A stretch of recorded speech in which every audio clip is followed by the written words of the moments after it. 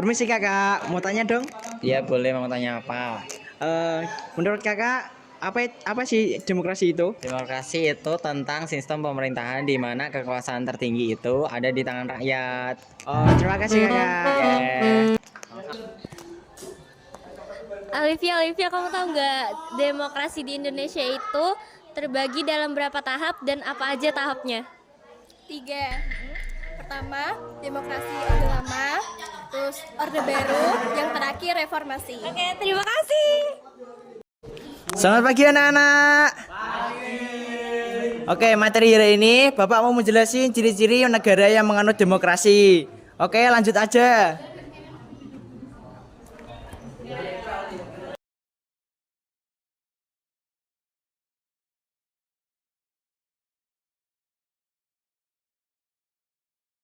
Oke, sampai sini materi Bapak ya. Terima kasih. Selamat siang. Hai teman-teman, tadi kan udah dijelasin sama Pak Guru. Sekarang aku mau tanya nih, ciri-ciri negara yang menganut sistem demokrasi.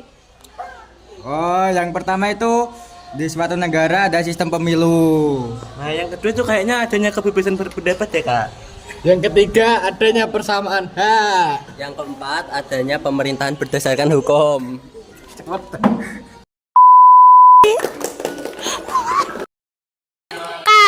Aku mau tanya, jadi pada masa demokrasi terpemimpin itu banyak sekali penyimpangan yang dimanfaatkan oleh PKI sehingga para rakyat itu mengeluarkan tuntutan rakyat atau yang disebut Tritura.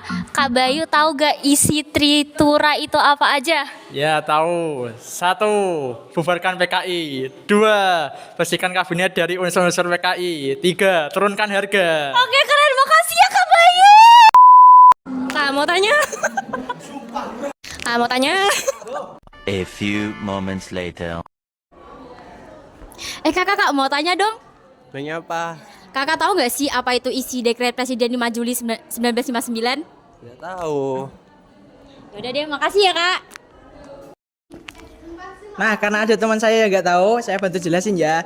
Jadi, isi dekret presiden tanggal 5 Juli 1959 yang pertama isinya adalah pembubaran konstituante, yang kedua ada berlakunya kembali UUD 1945 dan tidak berlakunya kembali UUDS 1950.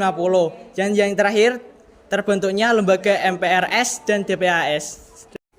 Kak mau tanya. Apa? Beneran ini aku mau tanya. Tahu gak latar belakang proses dan hasil dari amandemen yang terjadi di Indonesia?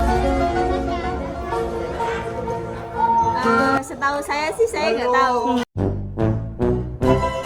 Oke. Belakang amandemen UUD 1945 yaitu pertama, UUD 1945 dianggap terlalu singkat dan banyak pasal yang kurang jelas. Kedua, kekuasaan presiden terlalu besar sehingga rawan penyalahgunaan. Ketiga, tuntutan reformasi 1988 untuk menciptakan pemerintahan demokratis, transparan, dan membatasi kekuasaan.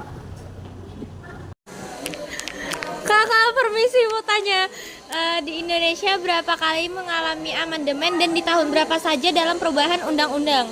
Di Indonesia mengalami 4 kali amandemen. Nah, amandemen pertama itu pada tahun 1999, amandemen kedua pada tahun 2000, amandemen ketiga pada tahun 2001, dan amandemen keempat pada tahun 2002. Oke, terima kasih.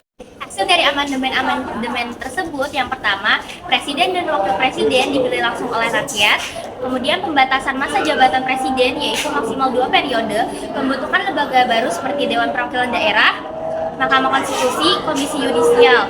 Kemudian penguatan DPR sebagai lembaga legislatif yang lebih kuat, mencantumkan hak asasi manusia secara lengkap dalam Undang-Undang Dasar, dan yang terakhir pemerintahan yang lebih demokratis, transparan, dan akuntabel.